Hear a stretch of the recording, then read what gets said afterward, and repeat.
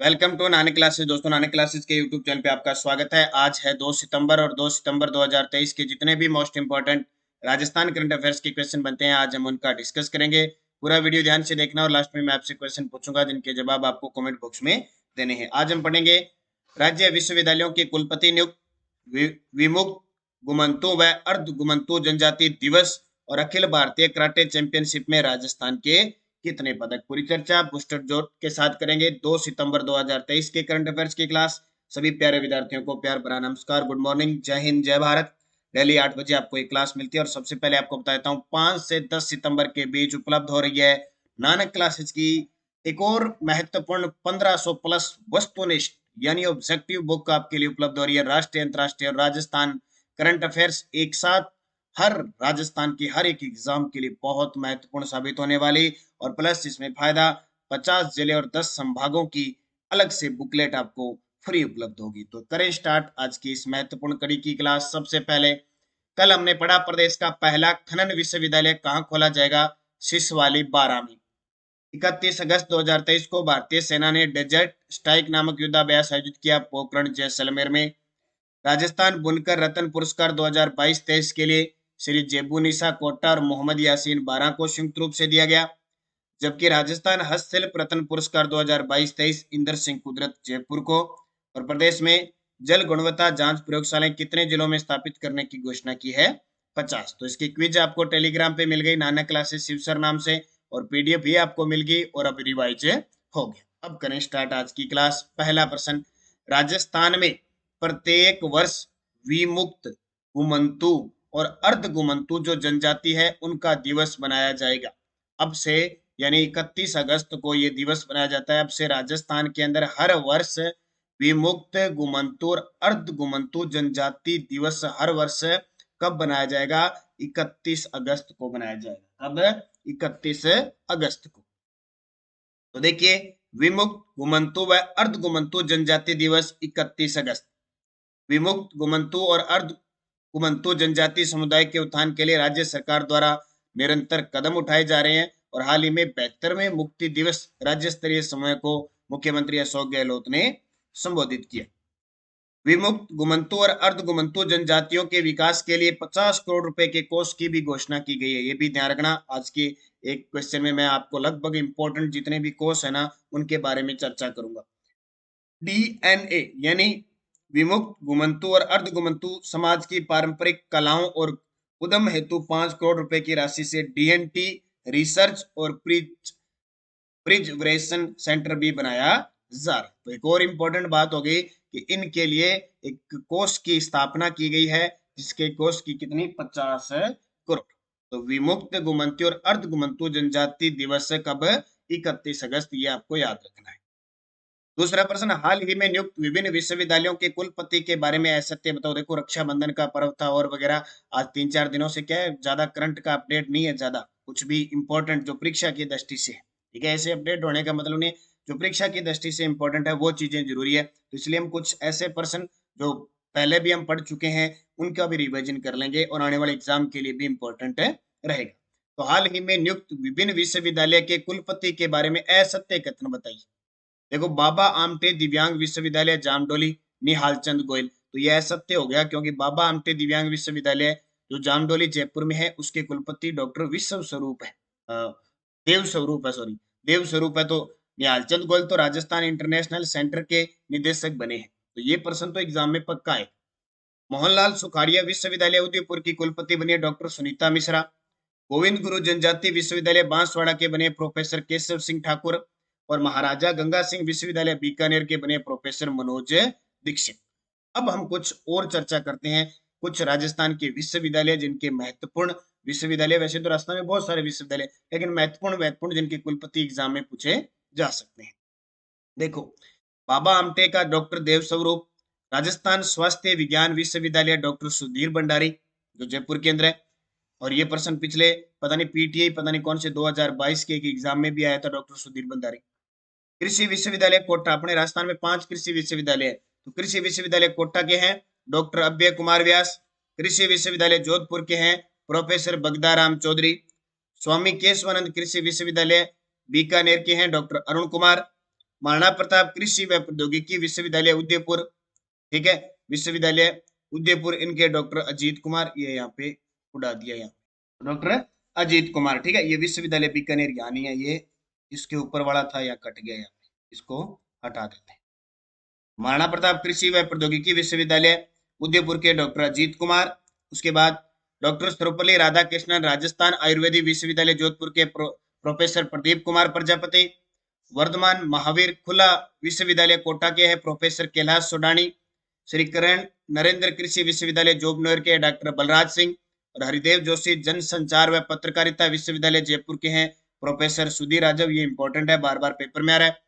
तकनीकी विश्वविद्यालय कोटा के हैं प्रोफेसर संतोष कुमार सिंह हैं। और मोहनलाल सुखाड़िया विश्वविद्यालय उदयपुर के हैं डॉक्टर सुनीता मिश्रा। गोविंद गुरु के डॉक्टर केशव सिंह ठाकुर। और महाराजा गंगा सिंह के प्रोफेसर है मनोज दीक्षित। वर्तमान में इतनी चर्चा में है, इनको आप थोड़ा याद रख लेना, इंपॉर्टेंट है, इसलिए मैंने आपको आज रिवीजन करवा दिया। एक प्रश्न और इंपॉर्टेंट, अभी मैंने आपको बताया था, राज्य कृषक कल्याण कोष की वर्तमान राशि कितनी है? दिसंबर 2019 में इस राज्य कृषक कल्याण कोष का गठन हुआ था। उस समय इसकी राशि बहुत कम थी, अब बढ़कर 7500 करोड़ होगी। इससे पहले 5000 करोड़ थी, ठीक है, अब 7500 करोड़ होगी। तो राज्य कृषक कल्याण कोष की वर्तमान राशि 7500 करोड़। अब राजस्थान के महत्वपूर्ण कुछ कोष और उनकी राशि जरूर याद रखना।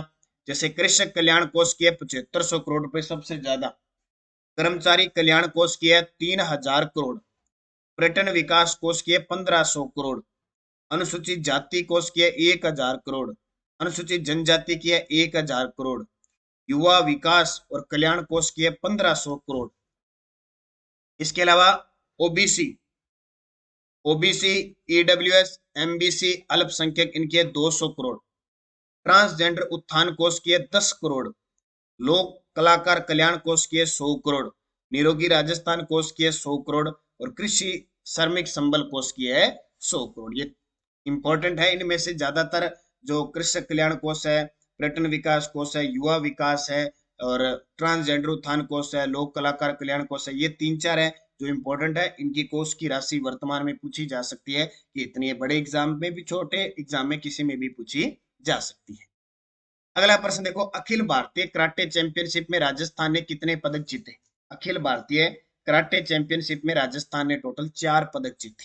अब ऐसे प्रश्न देखने में ऐसे लगते हैं कि बकवास है, लेकिन बकवास नहीं। राजस्थान ने जहां भी पदक जीता है उनको याद रखना है, बस थोड़ी थोड़ी सरसरी नजर से हमारे दिमाग में आ जाना चाहिए। तो अखिल भारतीय कराटे चैंपियनशिप में राजस्थान की टीम ने 2 गोल्ड सहित 4 पदक जीते हैं। राजस्थान की टीम की ओर से चैंपियनशिप में जज और रेफरी सेमिनार में संशयी विक्रम सहगल ने भाग लिया। आदि अरोरा और कायरा राणा ने गोल्ड और कायरा राणा व यश अरोड़ा ने रजत पदक जीता। इनको याद करने की जरूरत नहीं है, बस आपके दिमाग में थोड़ा सा रहना चाहिए।